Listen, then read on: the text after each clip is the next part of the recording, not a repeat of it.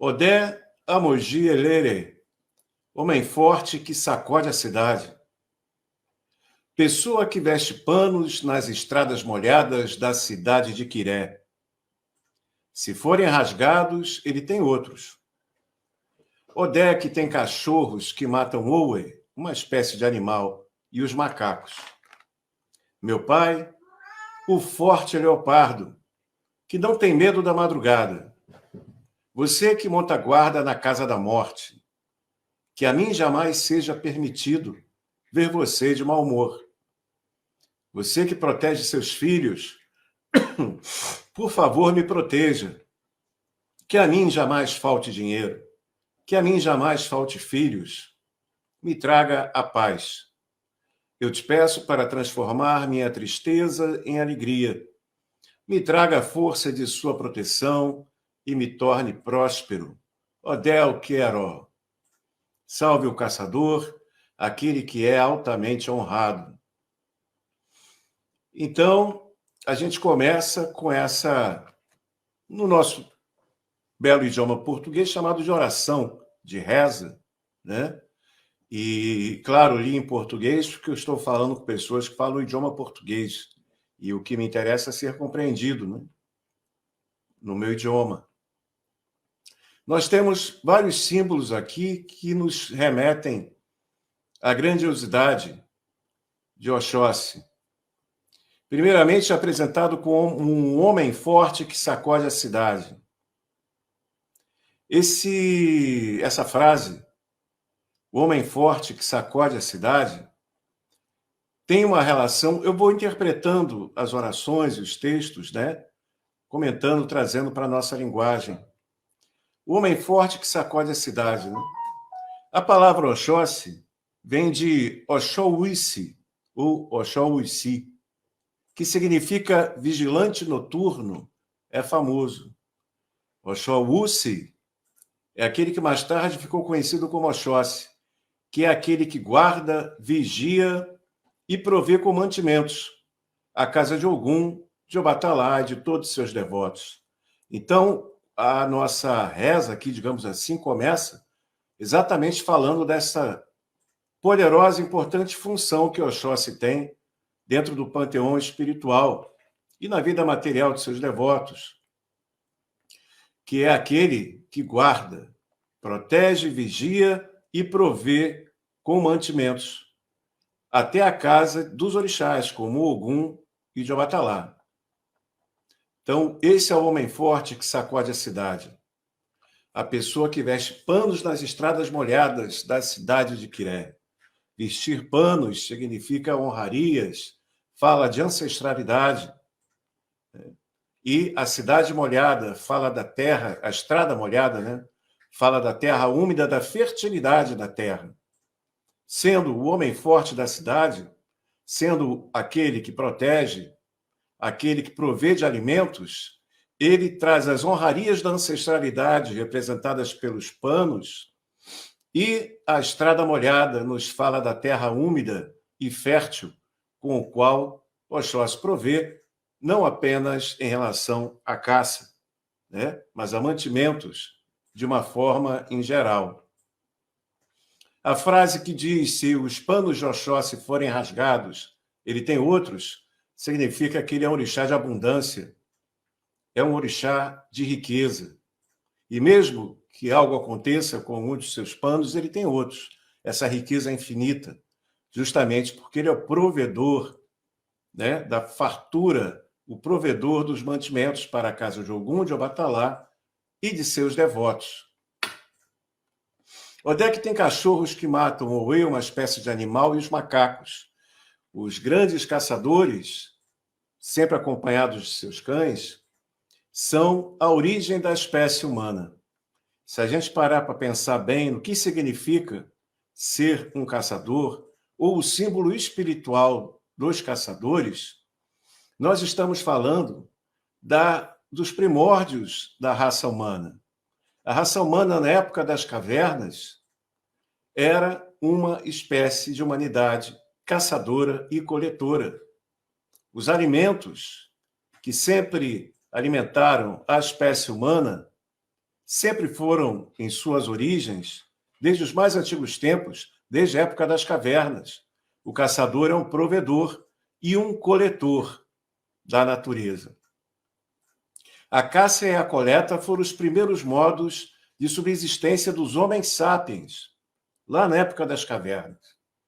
Então, um deus caçador, que existe em praticamente todas as culturas mais antigas do mundo, representa os primórdios da humanidade. E nós sabemos que um mito espiritual, uma força espiritual, quanto mais antiga, mais forte ela afeta e toca o inconsciente da humanidade. E por isso mesmo mais forte, energética e espiritualmente é.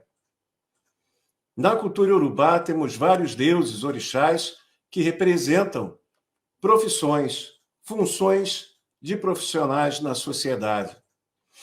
Nós temos o caçador, nós temos o agricultor, o ferreiro, né?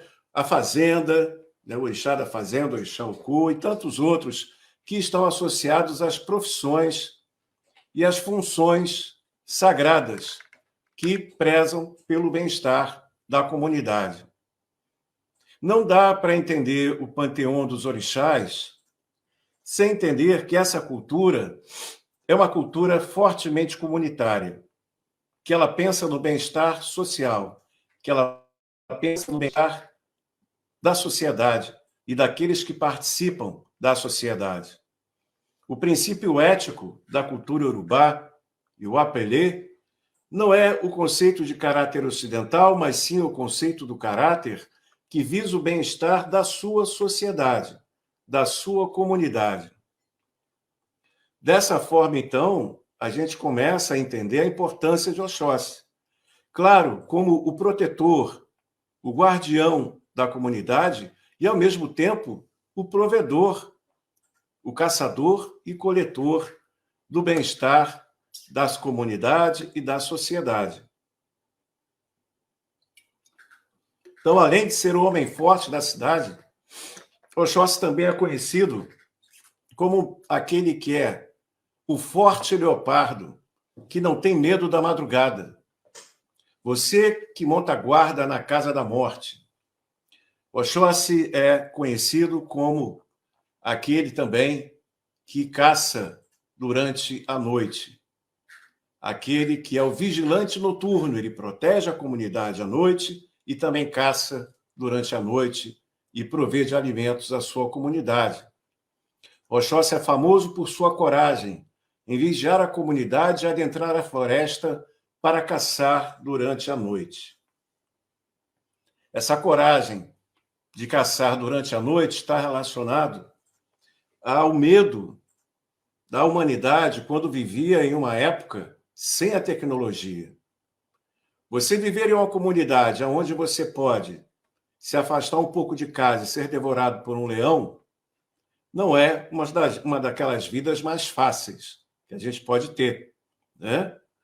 Uma sociedade evoluída é aquela que se organiza pelo bem-estar de todos. Então, uma sociedade que tem uma relação positiva é uma sociedade organizada, onde você sai de casa e consegue voltar para casa sem ser devorado por um leão ou sem ser morto por um assalto. Então, as sociedades antigas, como essa de Oxóssi, nesse sentido, são um exemplo para muitas sociedades modernas, que visam o bem-estar do seu povo e da sua comunidade. Por causa disso, em muitas situações, por essa coragem de ser o caçador noturno, Oxóssi tem, em algumas representações, como símbolo o leopardo negro, o leopardo preto, o Ekundudu, famosa Pantera Negra. Pantera Negra que, hoje em dia, é muito famoso, né? Um filme que ganhou um Oscar, se não me engano, de super-herói, e que representa a cultura africana na mídia de hoje em dia. E eu até anotei aqui uma coisa interessante, que houve uma surpresa científica no Quênia, bem perto do local fictício onde seria Wakanda, fotos raras de um leopardo negro, felino africano que tinha sido fotografado pela última vez 110 anos atrás. em 1909. Lembrando que dentro da cultura iorubá existem muitos símbolos diferentes por regiões. Muitas vezes a simbologia ou o significado de uma divindade em uma região é diferente de outra. E aqui estamos fazendo uma leitura genérica sobre uma reza tradicional e, fatalmente, eu sei como alguém ia perguntar sobre o famoso Itã do caçador de uma flecha só, que a gente vai falar um pouco sobre isso também hoje, tá? Então, nós temos aqui, nessa reza, a coragem de caçar à noite faz com que Oxóssi proteja seus filhos do medo e da morte, e, ao mesmo tempo, provê com dinheiro, com filhos, com a paz. Aquele que transforma a tristeza em alegria, aquele que dá proteção e que deixa a todos prósperos. Então, se nós não tínhamos um bom motivo para cultuar Oxóssi, agora descobrimos, exatamente pelas suas funções espirituais mitológicas, como vigilante noturno, protetor e provedor, caçador-coletor, inclusive para a casa de Ogum e para a casa de Obatalá, e a todos seus devotos. Dessa forma, então, é mais do que salutar, é mais do que bem-vinda a prática do culto a Oxóssi em todas as situações, em todos os templos, em todas as formas como a gente pode estabelecer, especialmente para aquelas pessoas que são de Ogum e de Obatalá. Nos próprios templos de Obatalá, tradicionais urubás, são famosos os assentamentos de Oxóssi, como protetor e provedor do templo. Por isso, se você precisa de uma boa proteção e de uma fonte espiritual que lhe traga prosperidade, né, e bons caminhos financeiros, está aí, Oxóssi, sem sombra de dúvida, um orixá, uma divindade fundamental para o bem-estar nosso e de toda a nossa comunidade. Já temos aqui algumas perguntas sobre o caçador de uma flecha só, e como eu disse nessas palestras, eu não vou responder perguntas, senão elas ficam muito longas, né?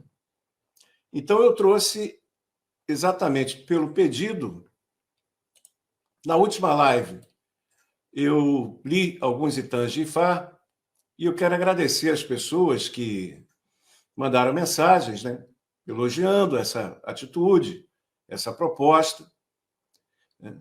Então, sempre que for possível, toda quarta-feira eu vou trazer um Itã de Ifá, e como eu estou comemorando 10 anos como o Luô de Ifá, da Balaú Oludu, na International Ifá Foundation, esse ano a gente vai falar muita coisa de Ifá, vou trazer vários fundamentos, vários cursos complementares ao nosso curso A Riqueza de Ifá, com muitas informações sobre essa belíssima tradição, né? Bem, esta famosa lenda, todo mundo pergunta, e já tinha gente perguntando aqui, sobre o caçador de uma flecha só, eu trouxe esse Itã. Esse Itã se chama Itã Odu Olossum Ekun. Olossum é o nome de um Odu de Ifá, conhecido no Brasil como Irossum, está associado à cor vermelha, Ossum, e a palavra Ekun significa leopardo. Olossum Ekun, também conhecido como Olossum Ogundá, entre outros nomes, né? Como, por exemplo, nós vamos ter também Olossum Gedamoyan, Olossum Gedá ou Olossum Ekun, Olossum Leopardo. Olossum Leopardo, o do número 114, título Oxotô Canxoxo, Mato Pássaro das Eleié, né? Oxotó Canxoxo, ou Oxotó Canxoxo. Pois é, o nosso amigo, para botar a legenda, ele sofre. Mata o pássaro da Zeleia. Muito bem, vamos lá. Para conhecer, então, o que é de significativo nesse Itã de Ifá, né? De Irossum Ogundá, Olossum Ekun. Olorum Alakbará era um rei africano da terra de Ifé, lugar de origem de todos os iorubás. Cada ano, na época da colheita, Olorum comemorava em seu reino a festa dos inhames. Ninguém no país podia comer dos novos inhames antes da festa. Chegado o dia, o rei instalou-se no pátio do seu palácio. Suas mulheres sentavam-se à direita, seus ministros sentavam-se à sua esquerda. Seus escravos sentavam-se atrás dele, agitando leques e espanta-moscas, e os tambores soavam para saudá-lo. As pessoas reunidas comiam inhame pelado e bebiam vinho de palma. Elas comemoravam e brincavam. De repente, um enorme pássaro voou sobre a festa. O pássaro voava à direita e voava à esquerda, até que veio pousar sobre o teto do palácio. A estranha ave fora enviada pelas feiticeiras furiosas, porque não foram convidadas para a festa. O pássaro causava espanto a todos. Era tão grande que o rei pensou ser uma nuvem cobrindo a cidade. Sua asa direita cobriu o lado esquerdo do palácio, sua asa esquerda cobriu o lado direito do palácio, as penas de seu rabo varriam o quintal e sua cabeça o portal de entrada. As pessoas assustadas comentavam: "Ah, que esquisita surpresa! Ei, de onde veio esse desmancha-prazer? E o que veio fazer aqui, bicho feio? Sinistro que nem urubu, como nos livraremos dele? Vamos rápido chamar os caçadores mais hábeis do reino." De Idu trouxeram o Xotogum, o caçador das 20 flechas. O rei lhe ordenou matar o pássaro com suas 20 flechas. O Xotogum afirmou: "Que me cortem a cabeça se eu não o matar." E lançou suas 20 flechas, mas nenhuma atingiu o enorme pássaro. O rei mandou prendê-lo. De Morê chegou o Xotogui, o caçador das 40 flechas. O rei lhe ordenou matar o pássaro com suas 40 flechas. O Xotogui afirmou: "Que me condenem à morte se eu não o matar." E lançou suas 40 flechas, mas nenhuma atingiu o pássaro. O rei mandou prendê-lo. De Larê apresentou-se o Xotadotá, o caçador das 50 flechas. O Xotadotá afirmou: "Que exterminem toda a minha família se eu não o matar." Lançou suas 50 flechas e nenhuma atingiu o pássaro. O rei mandou prendê-lo. De Remó em Leifé chegou finalmente o Xotocanxoxo, o caçador de uma flecha só. O rei lhe ordenou matar o pássaro com sua única flecha. E então o caçador afirmou: "Que me cortem em pedaços se eu não o matar." Então vamos dar uma pausa aqui para a gente ver alguns símbolos importantes.